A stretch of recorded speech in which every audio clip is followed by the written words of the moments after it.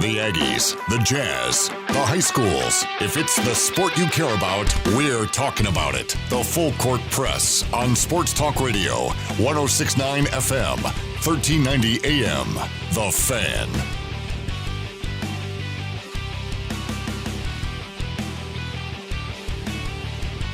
Happy Tuesday, everybody. Welcome to the Full Court Press, 106.9 FM, 1390 AM, and 106.9thefan.com. 4:01 your kickoff time here on the Full Court Press. Eric Frandsen, Ethan Dursteller, part of the NFL.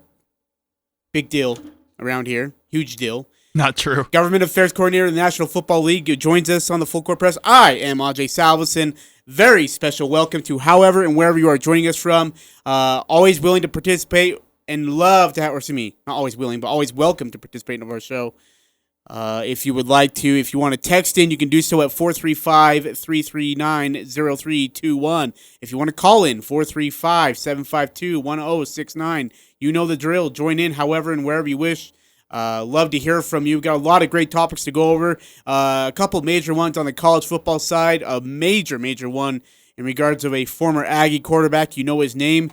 He has decided to move on to a place that was, I guess, some were surprised, but some knew it was coming. In fact, 2776 texted in last night after our show saying, called it, hashtag guns up. I mean, honestly, should any one of us be surprised? That's where Henry Colombi, he's going to Texas Tech. He's being reunited with the coach who recruited him, the offensive coordinator that worked with him. It makes a lot of sense that that's where he would go, but Matt Wells and Coach Yost have another problem they have to deal with is now they have 6 quarterbacks on that campus. Yeah, it's okay. So I was looking at the depth chart, though. No, I was looking at the depth chart, though. I don't know if it's that complicated as we are making it seem. I honestly think that Henry Colombi is fighting for his starting position, that he is actually in play for a starting position. Not that I'm not saying he's a guarantee to start. Just saying that there's a chance that he could start, that he's in play for it, that he's going to fight for that spot. QB wise, they have. Let's see here. I gotta make sure I do this right. They have. Ooh, oh man, it's gonna make me go through all the alphabetical freaking order. Anyways, so they have, 5 quarterbacks on the depth chart, but 2 of them are red shirts, right? Freshman and a sophomore? Yeah, they've got a redshirt freshman, 2, 3, 4 sophomores, and Henry Colombi, it looks like. So right now on the roster they have it as Alan Bowman, who is a sophomore, Maverick McIver, who is a redshirt freshman, Gabriel Lozano, who's a redshirt freshman, and then you add on Henry Colombi. I think Colombi's actually right there within the top 2 to start. Now, the question is he a Big 12 starting kind of quarterback, Eric? Yeah, I think so. Because Ethan felt otherwise when he heard those words of Henry Colombi, Big 12 starting quarterback. I think he is, because look at the style that he learned under with Matt Wells and David Yost. And that's really a byproduct of how Yost learned from the old Texas Tech mastermind. Now all of a sudden his name has escaped me. It was in Washington State. Mike Leach. Yeah, Mike Leach. Thank you. And so it's that air it out, quick game, move at a fast pace, throw it around, but mobile. So I don't know. I thought that would make a lot of sense that he would go there, but Ethan, you feel otherwise. Yeah, I mean, I think, like you said, Henry Colombi knows how to run the air raid well. David Yost learned how to run the air raid from Mike Leach, who had great success at Texas Tech and Washington State and is now at Mississippi State. I just think that this is an indictment of Texas Tech's recruiting class. The fact that Henry Colombi, who, while was a great Mountain West player, is competing, it transferred to a Big 12 school and is immediately competing for a starting quarterback slot, I think doesn't reflect really well on the incoming recruiting class at a Big 12 school. I mean, if you were to put Henry Colombi, match him up against the best quarterback for Oklahoma or Texas, I just don't think that you can really even compare the two. That's not a diss on Henry Colombi. It's just maybe a high praise for the starting quarterbacks and the level of talent that those big schools have coming in and playing for them. That's fair.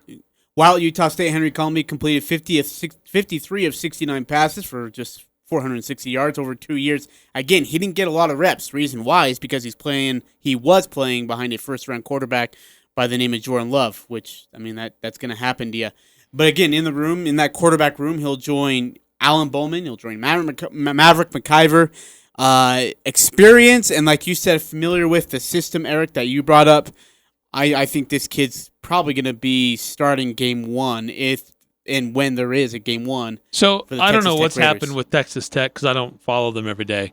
But when I looked at a roster, I saw 4 other quarterbacks already in there. And now when I'm looking at their roster on the Texas Tech site, their official site with their official 2020 roster, they only list 2 quarterbacks. Yeah.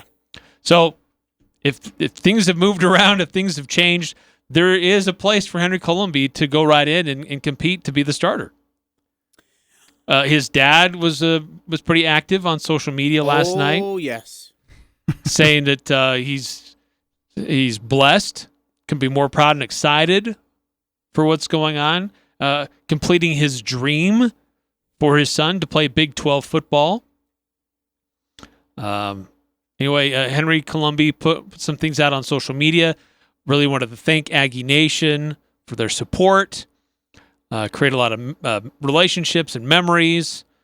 But he says, through days of prayer and conversations with my family, it was clear to me that God has a plan for me, and I trust him to lead me in the right direction. With that being said, I will be spending my next 2 years with the coaches that believed in me and my potential from the very beginning.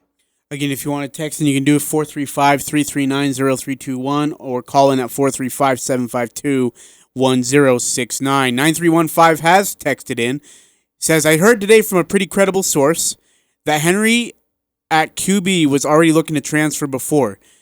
Gary was looking for someone to replace him, and he wasn't leaving because of the new QB transfer from BYU, Jason Shelley. Not sure what that means. I also think it was awesome to have 2 real good running backs, and I think Devontae Henry Cole, get into that in just a moment, is a really good get for the running back. For him and Jalen Warren will do amazing things. I think the team is going to be a surprise for us, like I've mentioned before, due to all these great transfers. Go Aggies. Thank you, 9315, to text in. I think what he was trying to say is that there was from what he had heard, that Gary Anderson was looking to move in to find somebody else to be the quarterback anyway, before Jason Shelley came into the picture. I think that's kind of the question that still remains was, and in fact, Ethan asked me this before the show, did Gary go get Jason, or did Matt go get Henry? Which one happened first? That's kind of the question that left remains standing, and I don't think we'll ever get an answer. And I don't know if it really, and they'll say it doesn't matter. Kind of does. Like if Henry says, hey, I'm leaving, it matters in the locker room, Gary's going to say, yeah, I need a quarterback. Yeah. If Gary says, hey, Jason Shelley, I really like this guy, Henry's going to say, well, then I'm not starting then. Well, the players are going to care if Gary got rid of their guy, but if their guy was looking to leave, then it's going to be much easier for them to understand. Right. Did they rally around Jason Shelley because here's a guy who wants to be here and is happy to be a part of our mix? Or is this the guy that chased off the guy that was part of our group for the last 3 years? Yeah. Again, Henry Colombi is headed to Texas Tech to play with his former head coach and OC. That's Matt Wells and David Yost. Do you think Henry can have success as a starter in the Big 12 Conference? We know what a shootout those games are. 59 to 56 games are a regularity in the Big 12 Conference. Can Henry compete with those kind of shootouts in the kind of a scoreboard? Well, I think the other thing too to keep in mind is that Matt Wells and Coach Yost came into a situation where they didn't really handpick hardly any of those players, and they did an average job with what they had. Now they've had a full year of recruiting and additional things, a full year and a half, really, essentially. But now they also get a chance to bring in somebody that knows their language, understands what their expectations are, and so that coaching staff has a leg up with what's going on with the quarterback situation. instead of trying to mold somebody into what they want, they can get somebody that already comes in and understands. So I think it'll help Henry. I think that'll help Matt and Coach Yost. But, what does he have around him? That I don't know. Yeah, I agree with Eric. I think it helps. It certainly helps the coaching staff. It helps the team run more fluidly. My question is just, does the talent match other Big 12 teams? I mean, I'm looking at 247 Sports right now, and Texas alone has recruited 2 of the top 5 quarterback recruits in this year's class. So Texas Tech's bringing in Henry Colombi, and the University of Texas right down the road is recruiting 2 of the best 5 high school quarterbacks in the country. I mean, again, I think Henry Colombi is a great quarterback. I don't know if he's a future NFL prospect, but, Texas is bringing in 2 guys that certainly are, and they already are starting, Sam Ehlinger, who was a Heisman candidate last year. So, I mean, while it makes things easier for the coaching staff, they have a guy that they want. Does the talent level match up with what they're going to be facing in the Big 12? I think that's the question. Yeah, it's a good point. Good point. So from former Gridiron Aggie players to now the current Gridiron of the Aggie football team, the Mountain West Conference had, postponed, quote-unquote, indefinitely their Mountain West virtual media days, and have instead today released the Mountain West preseason polls for both the Mountain Division and the West Division. So we go start with the Mountain Division itself, where Boise State once again has been ranked as number 1 in their division to finish. They rank with a whopping 125 points, well ahead of second place Wyoming, who garnered the only first place vote other than Boise State in the Mountain Division. Does that surprise you? Before we go any further, does it surprise you that somebody gave Wyoming a first place vote? No, because I think Wyoming's going to be second place. I think Wyoming's a dang good football team. I think they are too, but it surprised me, Eric. They're not going to be better than Boise. I was shocked to see that somebody out there gave Wyoming a first place vote, and they didn't give it to Boise State. How much everything that bet Boise it came State from Wyoming back. too? Well, Someone's like, you know what? I'm so sick of Boise State. Yeah. Bam, Wyoming, take that. They garnered 90 total points. Air Force finishes in third with 86. Then 26 points below Air Force. 26 is Utah State with 60, and they finished 1 point ahead of fifth place Colorado State, and of course New Mexico finishes well below everybody else in sixth place at 21 points. Comments on the Mountain Division, folks? Not too surprised, to be honest. I am a little surprised to see just how close Utah State and Colorado State were. Air Force is going to be a problem this year, I think. People are saying, well, Air Force is way ahead of Utah State. Why are they? You know what? They're going to be a good football team. Here is the kicker to it, though. The quarterback is now no longer on the football team because he's not in good standing as a cadet. Whether he's kicked out of the university or not, I have no information of, or at least have not seen. But he is not on the football team because, again, he's on quote-unquote not in good standing as a cadet at the university. If I remember right, wasn't there a slight quarterback battle last year? Yeah. Between two guys, Hammond's got hurt, right? It may not be a big drop-off from one of them 1 to 2. transferring. Did one of them transfer? So yeah. Is it Hammond's that's left? Is that still there? That was, I can't remember which one got suspended. Well, one of them is boy, that's a good question.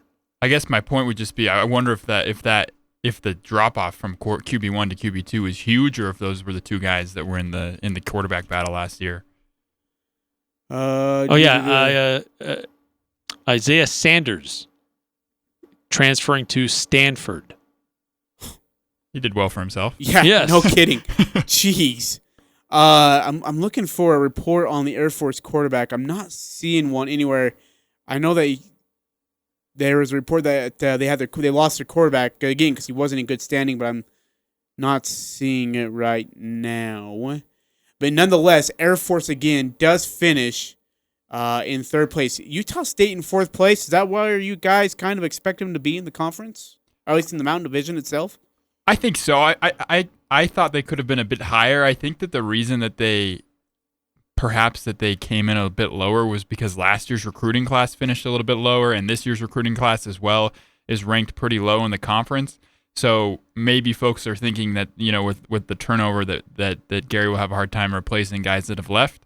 But at the same time, we've brought in Utah State's brought in a lot of great transfers, so it'd be interesting to see. I thought maybe that they'd be better than Wyoming, but fourth seems fair. Okay, so this just came out yesterday. Ajay, you're talking about quarterbacks at Air Force. Yep. Donald Hammond III. Yeah, Hammonds.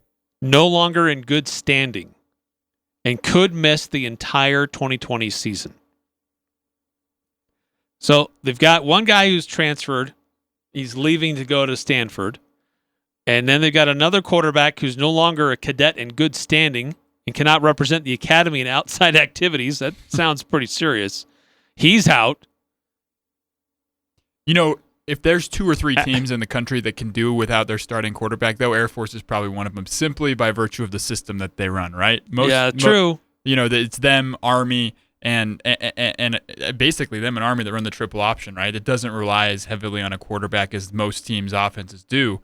So while it's a big blow, I mean, maybe people look at that and they think Air Force can handle that better than any other university simply by virtue of the offensive system they're playing. Just need an athlete. Just put a running back in there. DJ Hammond III, by the way, was on the Davey O'Brien watch list, which recognizes the top 30 returning quarterbacks in the country. So that came out a week ago. And then this week, he's not even going to be able to play. So Air Force has some issues at quarterback, but you're right.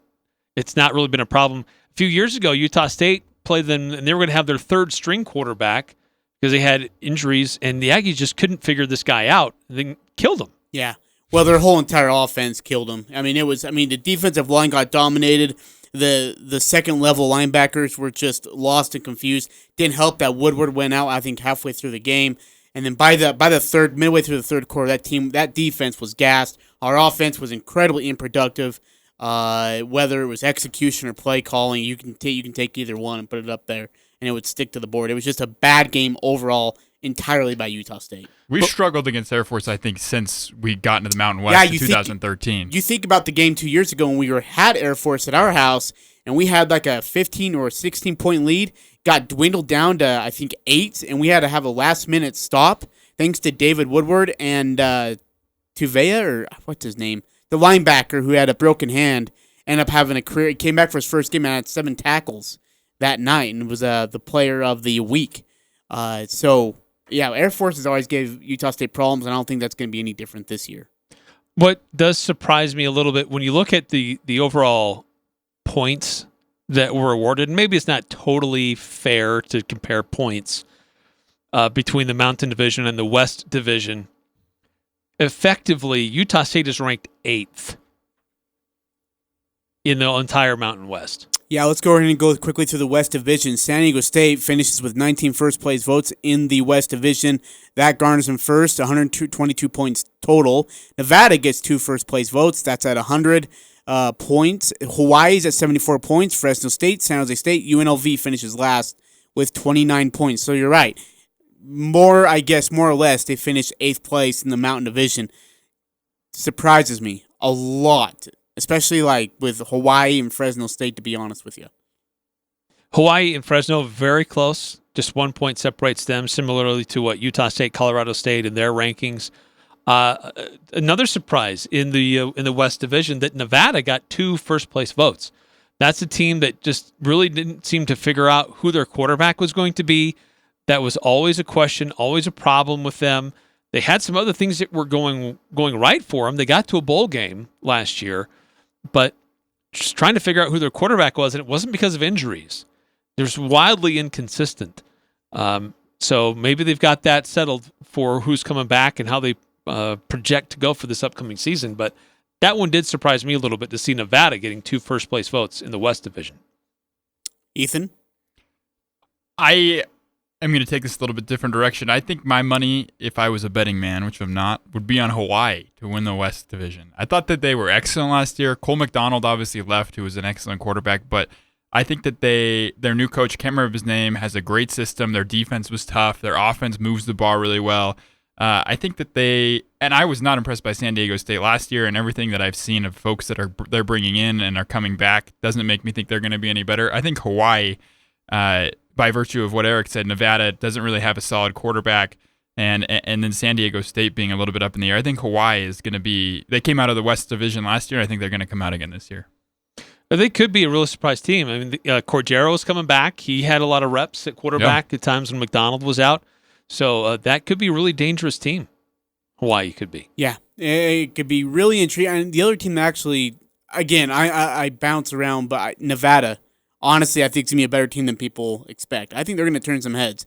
Don't know if they win the division, but I think it's going to be closer than what many would expect. Again, we talk about that the Mountain West Conference football season's happening, right? Nobody knows. Nobody has a single clue right now, especially with virtual media days being postponed indefinitely, which means I would say they are not happening.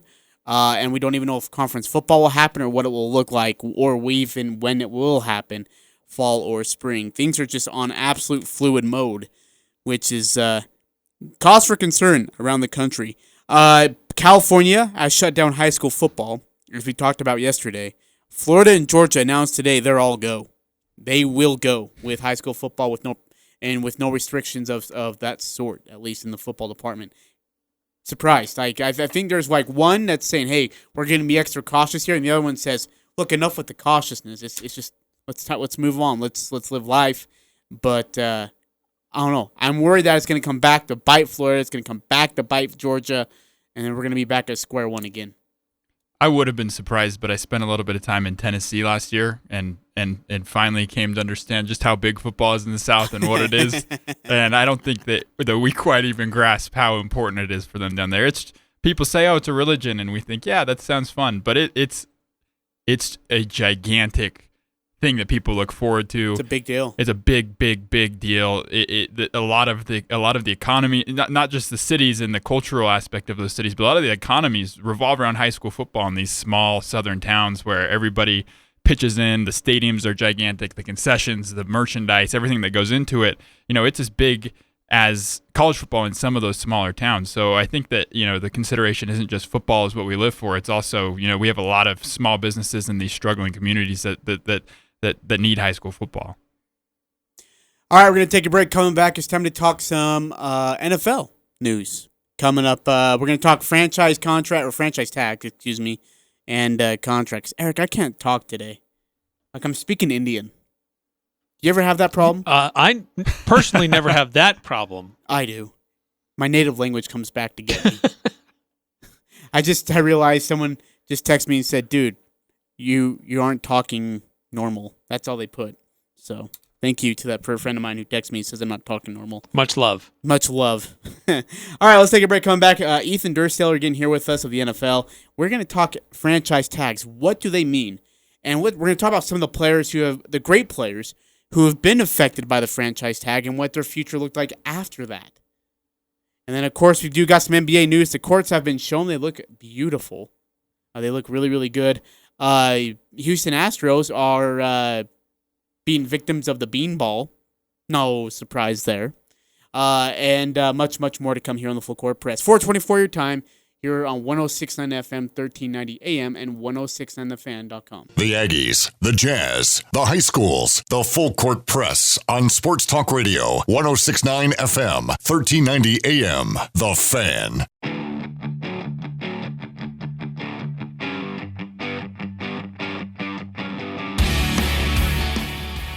Eric Frandsen, Ethan Durstaler, our special guest weekly here on the Full Court Press. By the way, we want to get something out while we can. Ethan Durstaler is going to have a podcast with us, and that will be posted on 1069thefan.com or iTunes, Stitcher, and Spotify as in partnership with us. And we are excited to have, Ethan has a lot of great contacts and people that he can reach out to as part of the NFL, and we're going to talk some football in a little bit of a different way. But Ethan, we're excited for that podcast. Hopefully, should have it going by next week, and we'll share that with everybody. So all these crazy sports maniacs here in Cache Valley can continue to hear great content. No, I'm excited to do that, and really thankful to you guys for giving me the opportunity. I think we'll have a lot of fun and hopefully talk to some cool people. Sometimes we don't have Eric on as a guest. That's all I ask. He's going to be my first guest. I'm out of the mix. I get to you see said it. Hopefully cool people, so automatically. You're like, okay, I'll just dial this number. And you just tell me the number, and then I'm like, I hear on the voice, hello? What's up, Ajay? Why is Eric on our podcast? I could just see it happening. Hey, by the way, 9315 texted in again. I did hear that Henry Colombi was going in as a preferred walk-on at Texas Tech. Is that right? Yes, it is. He's not a scholarship-offered player. He's a walk-on. Oh, I hadn't heard. Which, by the way, I think it's because they didn't have a scholarship for him. Does that mean that a Texas Tech booster is I don't. Available? I'm staying out of this conversation. I ain't jumping into this. Some car dealer in You Lubbock. know what? Since you asked that, let's go ahead and get into some dirty work here in the NFL, The shall Ford we? dealership in Lubbock, Texas. Oh, stop it. Hey, the NFL franchise tag has been kind of a common theme for great players, where players who think they're getting paid big money. One of the most recent ones, Eric, is Dak Prescott, who is franchise tagged after wanting a very large sum of money, not getting that. So it's $31.4 million, but he also means that this would be his final year, supposedly, as a Cowboy if he looks to go elsewhere and gets paid elsewhere. So I think, Eric, you kind of brought up the idea last week of let's get an idea of what the franchise tag is. Yeah, I think there's some... It's funny, I was listening to Dan Patrick this morning, and they were talking about a silly poll they were going to put up about things they don't really understand in sports. One of them was the salary cap in the NFL, which that seems pretty straightforward to me. But there's a few other rules or things that happen in sports that they don't always understand. But franchise tag has always been one of those that it sounds like maybe it's one thing, but really maybe it's another. And it's been used for a little while. Yeah. So my thought was, in this part of the discussion with Ethan, who works for the NFL, definitely knows contracts, is first of all, let's identify what is the franchise tag when it was initially introduced. So the franchise tag, and I need to do a little bit better research. I don't know if it was part of the 2000 CBA or the 2010 CBA, but it's a negotiated deal where it's called the franchise tag because it's apparently signifying to a player that, hey, we want you as part of our franchise, as our franchise guy. And it's really good marketing on the side of the owners because it makes fans think that when players turn the franchise tag down or are mad that they've been tagged, that they're being selfish or don't want to be a part of their franchise. When in reality, the franchise tag just really isn't a great deal for players historically. Well, I think we could... Let me explain it a little bit better before I just come out and say it's a bad deal for players. So there's three different types of tags, which are the exclusive tag, the non-exclusive franchise tag, which is basically the one that's always used, and then the transition tag, which is rarely used. The exclusive tag was used only once this year, and it's for Dak Prescott. And when the exclusive tag is put on a player, it means that the player will earn no less than the average of the top 5 salaries of that player's position. So in Dak Prescott's case, he will earn no less than the average salary of the top 5 quarterbacks in the league, who at this point are Russell Wilson, Jared Goff, Jimmy Garoppolo, Phillip Rivers, and Tom Brady. So not bad company, right? Or in Dak's case, what he got was 120% of his former salary, and he's not allowed to negotiate with other teams. So a lot of people would look at Dak and they would say, "Hey, that's a great deal. He's making $31.4 million. That is a great deal." But it's important that we remember that NFL players aren't like us. They're paid a lot more. They're used to a lot more money. They want commitment. So the franchise tag, the reason players don't like it is because it prevents them from negotiating long-term contracts, right? So if Dak goes out this year, while he's making $31.4 million, say he tears his ACL, next year he's going to make $5 million, right? Whereas had he negotiated a Patrick Mahomes deal, whether he got hurt or not, next year he would make a bunch of money. So a lot of players, I think Kirk Cousins is a great example when he was playing for the former Redskins, now Washington Football Club, wanted long-term commitment, continued getting the franchise tag, and eventually when the Redskins stopped franchise tagging him, he was able to sign a large contract with the Vikings. So the tag is basically a way for teams to put off signing their top talent to a long-term deal because they have reservations about the player. So it's more of how it's financially structured and how it works with the player and the team. Not so much that the team is saying, "You're our franchise guy. We're going to build our team around you." Yeah. It's just a different way of establishing a contract that just kind of locks them in at a shorter time frame. Exactly. So the best way to say you're our franchise guy, we want to build our franchise around you, is to do what the Chiefs did with Patrick Mahomes, right? To say, hey, here's $10 million, here's $500 million over 10 years. You're our guy. Done. The franchise tag is basically what it is that in Dak Prescott's case, Jerry and Stephen Jones aren't sure that Dak's good. So they don't want to commit to him for 6, 7, 8, 9, even 10 years because they're not sure he's good yet. So rather than committing to Dak, which is what Dak wants, because everybody wants, stability. They want to know that, hey, I'm your guy. You believe in me. I'm going to have a consistent income over the next couple of years, regardless of my injury or play. The franchise tag is basically a way to put off those negotiations. Essentially, it's saying prove it or lose it to quarterbacks. Oftentimes, it's used for injury-prone guys that have had a great past, such as Hunter Henry or Ajay Green, who are both playing on the tag this year. Their team, the Chargers and the Bengals would love to give them contracts, but they don't know if they can stay healthy, so they tag them for a year.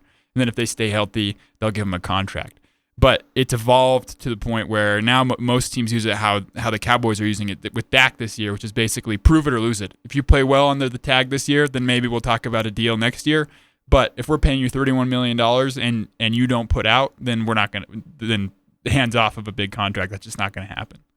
Some of the great players who have been franchise tagged since 2007 include guys like, imagine this, Dwight Freeney was franchise tagged. I had no idea. Terrell Suggs, Albert Hainsworth, before he got way overweight and became nothing.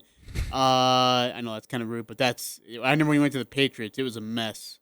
We're talking about Richard Seymour, Vince Wilfork, 2 Patriot Hall of Famers. I don't know if that matters to you guys.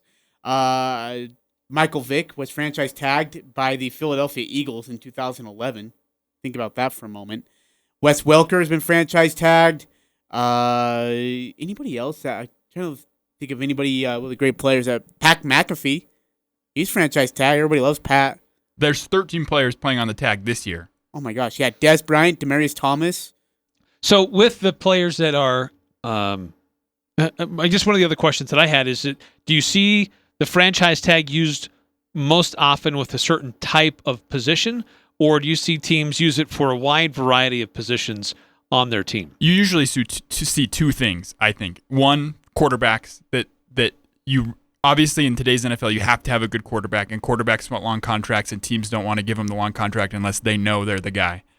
And then defensive linemen, because the league is evolving to the point where defensive ends, edge rushers are the second most valuable guys on the field, right? It used to always be the offensive tackle, and it still is, but those defensive ends, the league is changing so fast that teams just don't know how to pay defensive ends. The contracts change so fast. They fluctuate at such a fast rate. I think 2 years ago, the top paid defensive end made like $12 million. This year, I think the top paid defensive end is making about, it's Khalil Mack, and he's making 22. I have it right here. He's making $25 million, right? So the salaries go up for those guys so quickly that teams don't know how to negotiate the contracts. Edge rushers are asking for a lot of money and are willing to leave the team. So the team's just quick and franchise tag them rather than letting them walk, just to see, hey, what's the defensive end market going to be next year? How much are these guys actually worth? Are there going to be some rule changes that make the defensive end less valuable? So it's mainly for quarterbacks and defensive ends.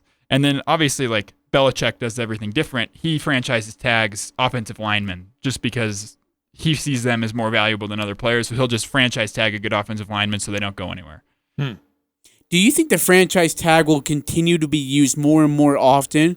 Or are players in the league going to figure out a way to pay the players what they want, but that isn't going to kill the budget of an NFL squad? Does that make sense? Yeah, I don't see it being used any less than it currently is, mostly because players, and this is a good thing, have an irrational confidence in themselves, right? That's why they're NFL players, because they bet on themselves from a young age. They've been extremely confident. They always think they're going to be worth more than they probably are actually worth. And owners and GMs are always going to see them as being worth a little bit less than they actually probably are. So the franchise tag is a good way for teams to say to a player, hey, maybe next year, but prove it to us. And players can't do anything about it. When you're franchise tagged, you either report or you don't report. So you either make your money or you just don't play for a year. Le'Veon Bell, for example, was franchise tagged by the Steelers and just decided not to show up. He had that luxury. He had made enough money, right? But a lot of players, they need the money, they need to show up, they need to play, and it's a great opportunity for them, I think, to show that they're worth a long-term contract. So as you said, there's 13 players? There's 13 players on the tag this year. 11 of them are on the franchise tag. Dak's exclusively tagged, and then one of the players, Kenyon Drake, is on the transition tag. But we don't. So that basically tells me not every team in the NFL is using the franchise tag. Yeah, that's exactly right. So most teams have their quarterbacks under longer term deals, right, or on rookie contracts. So they don't need to franchise tag their quarterback. Dak was one of the few quarterbacks on the free agent market that was going to be a free agent that needed his contract negotiated, so he was franchise tagged. But yeah, the majority of teams usually don't use them. I think it usually fluctuates between like 12 and 20 of the teams that actually use the franchise tag, because most teams, have their players under contract. They take care of it, they get it done. But there's always that exception where, it's a lot of money and it's a big name player and you just don't know if you're willing to make that commitment. Eric, Ethan and I, before the show, were talking about, he showed me a website called overthecap.com. This thing is gold. Like, it has all sorts of contracts, every player in the league, what their total value is, average per year, total guaranteed, fully guaranteed, and when they become a free agent. Do you want to know what blew my mind the most out of all this? Is how much Deshaun Watson is making and who is making more than Deshaun Watson. His overall value. Guess what the number is? His overall value? That's right. Total value of his contract. What would it be? And remember, he's on a rookie end contract. He's a younger quarterback. I don't know. $35 million. Double the wrong way. $13 million. Whoa. Yeah. Okay. So, and this was what blew my mind was I was talking to Ethan about this. Guys like Dwayne Haskins, Ajay McCarron, who's Deshaun's backup, Josh Allen, Ryan Fitzpatrick, Tyrod Taylor, Case Keenum, Daniel Jones, Taysom Hill, of course, and as he should be, Teddy Bridgewater is all making more than Deshaun Watson right now. In fact, guess who the next guy who is about $1.5 million below, is that right? Yeah, $1.5 million below Deshaun Watson is. One guy is below just $1.5 million of Deshaun Watson in total value. This backup, isn't it? A.J. McCarron? How about newly Packers quarterback Jordan Love? Oh, there you go. Oh, wow. Okay. At $12,383,000 with $470. Of course, all of it's fully guaranteed. Do you know what's sad to me is that those contracts are where teams win Super Bowls, right? When you have an excellent quarterback on a rookie contract. Yeah. And the Texans have completely squandered that. Okay, so explain what you mean by that, because I know you were talking a little bit earlier to me about it. So there's statistics you can look at, and again, I'm a huge contract nerd. I love looking at how teams pay their players and how those decisions and commitments pay off in the long term. And I think that there's a statistic out there that I can't remember the exact stat, but basically says that if you have one of the top paid quarterbacks, very rarely do you have a chance to win the Super Bowl. And that's mostly because teams win Super Bowls with great quarterbacks that either are taking a deal, i.e. Tom Brady, so that the team can sign better players, or with quarterbacks on rookie contracts that are great, i.e. Patrick Mahomes, that allows the team to use their resources to sign other players, to keep a Tyreek Hill on the roster, to keep a Chris Jones on the roster, to sign a better linebacker, to sign a strong offensive tackle. When you have so much money tied up with a quarterback, you don't have as much money, as much as your cap, obviously, to give to other players to allocate in other directions. So the best time to win a Super Bowl is when you have a great quarterback on a rookie contract. Deshaun Watson's making what, like 2% of the Texans' cap, to take the rest of that and to give it to other players. And the Texans just gave $23 million to a washed-up running back. And they traded the best receiver in the game. Here's the thing with that. Has quarterback contracts became more expensive as the years went on? We're talking about Deshaun Watson, who is at $13 million. Tua Tagovailoa, whatever the fetch his name is, $30 million guaranteed. So I just looked that up, that website up. Lamar Jackson's even further down the list. Yeah. He was the MVP. Yeah. So we're talking about, that's a great point. We're talking about quarterbacks. Jordan Love has not thrown a ball yet, and he's going to make more than the reigning MVP. So can you just talk about the trend in quarterbacks getting paid early as a rookie compared to, even 6-7 years ago? So a lot of it's CBA related, right? Depending on where a quarterback's drafted, because of the collective bargaining agreement, you have to sign a quarterback to a certain amount of money.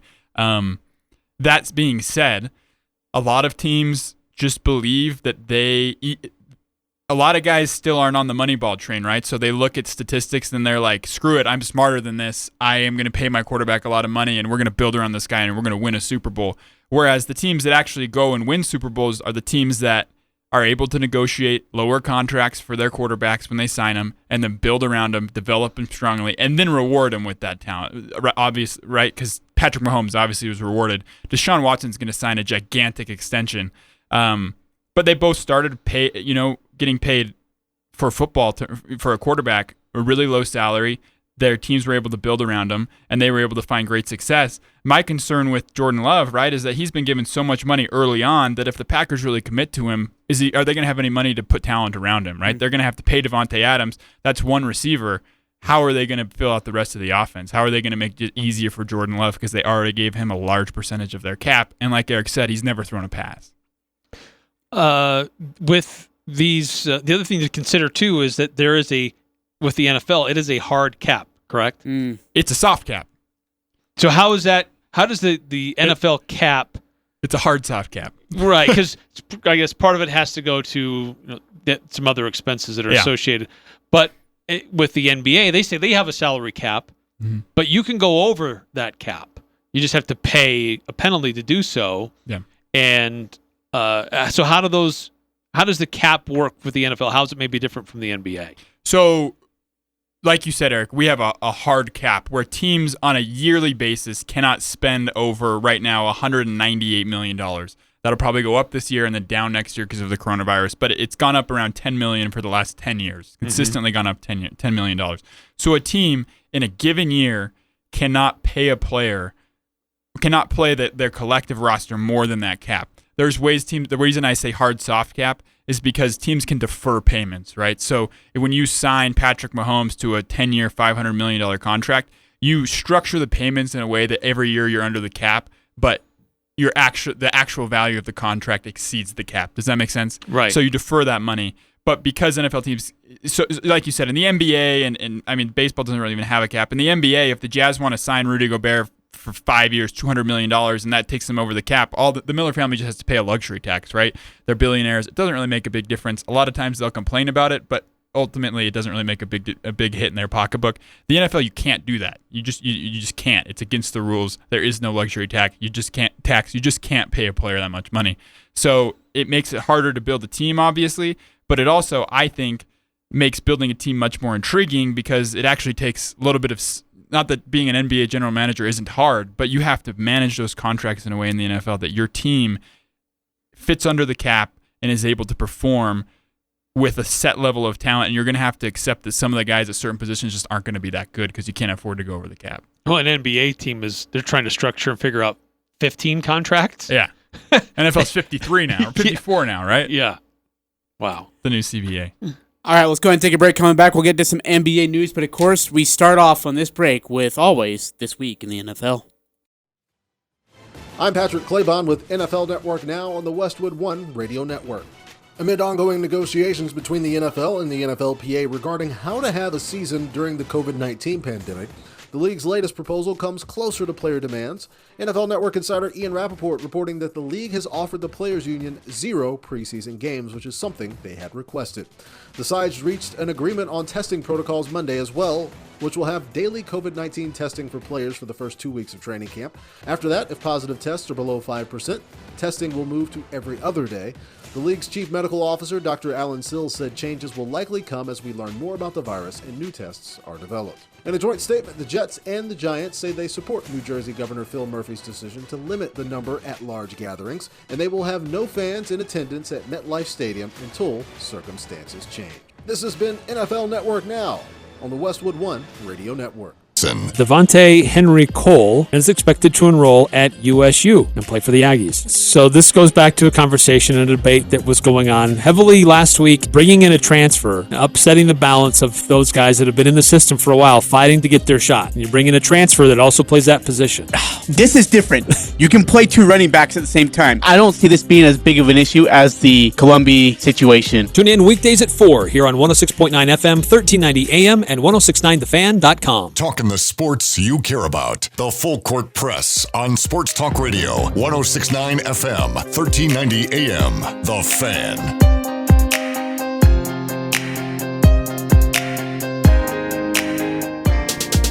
The Full Court Press, 106 on FM, 1390 AM. You can also stream us at 106onthefan.com. If you missed any of our past shows, you know where to find them. Just go to iTunes, Stitcher, Spotify, or 106onthefan.com, and you can find our podcast and all our previous episodes and shows and interviews in their entirety. Ethan Durstaler of the NFL joins us here as well as our weekly guest now, becoming kind of a normality, which is a good thing. You'll also have a podcast, which we hope to kick up and get going next week. And you'll hear a lot of great interviews and some great insight from others, including Ethan. So we're excited to dive into that a little bit more and into the deeper mind of the NFL, starring Ethan Durstaler. So excited about that. All right, NBA news. Let's get to it. The scrimmages start this week. Remember, they start on the 23rd for the Utah Jazz, and we will not air those scrimmages on our station. You can find them on AT&T Sportsnet TV. We will air their 8 seasonal games, though, that they will have in the restart. And that will start on July 30th at 4:30. We will not have a show that day. We'll have a show on Friday, July 31st, which will also, of course, be our premiere of Season 3 of the Full Court Press. Season 3 already, Eric. The over-under in Las Vegas was a year and a half that we were going to survive, and we've made it. We've made it, Eric. Season 3 on this station? Or what do you say Season 3? I mean, Full Court Press has been around for a long time. Well, yeah, Season 3 on this station. I don't know. It'd be like Season 475. I have no idea. Full Court Press has been going for a while. If you guys would save the episodes, maybe I'd post them for you. Maybe I'd do that just for you. Hey, Utah Jazz and this restart. By the way, have you seen the court? The NBA court? Yeah. Yes. A lot of the media people tweeting out, shooting video of what the court will look like. I'll be honest, I did not expect that many video screens around the court. Yeah, okay, so Ethan asked a good question. It's definitely made for TV. How's the guy going to shoot? Yeah, behind the hoop. Like, is he going to see like him, like, and if it's on delay, that's going to mess him up even more. I think, so if you haven't seen it, basically there's a half, or not even that. So one side of the court is open. That's where they'll have some seating. That's where the cameras will be able to shoot, where you would normally see a traditional camera angle of a basketball court, though that'll be lower than normal. But then behind the hoop, along the side, and then behind the other side of the hoop, on the other side of the floor, it's all video screens. And behind the hoops, it will display like the time, the clock, a few things like that. But there's a lot of space for like animation to take place. So it could be very distracting if they are doing animation when guys are supposed to be shooting on offense or shooting free throws. So I'm not sure what's going to happen actually behind the hoop, but the rest of it looks really cool. The NBA's done a really nice job of putting that court together. It looks excellent. Yeah, I was just going to say, as a lifelong Utah Jazz fan, I just have this pit in my stomach that something is going to go wrong on the screen when the Jazz are shooting a come-from-behind three-pointer to win the game. It's just every year something like that happens. It has to happen again this year. By the way, there will be a Black Lives Matter on the Orlando court as well. They'll put that out there as a support of the justice that they want done. And by the way, NBA will be moving up, big news, draft lottery, 5 whole freaking days. Yeah, August 25th to August 20th. Good for you, NBA. Yippee-doo. And then the draft itself is in September, mid-September. Yep. So Sam Merrill could be part of that list. Sam Merrill going to go? Is he going to go? Is he going to get drafted? I have him. Yes. I think he's a second rounder.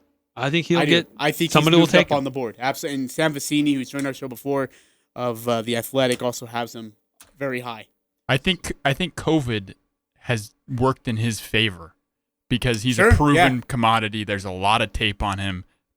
Teams will know what they're getting, and they're not going to be able to bring as many guys in to work out. Well, the final film of his career either is not going to hurt him at all. No, the way he performed in that conference tournament was epic. Hey, really quick, let me ask you guys with 90 seconds left. LeBron James, Is this his best chance to win a championship after this?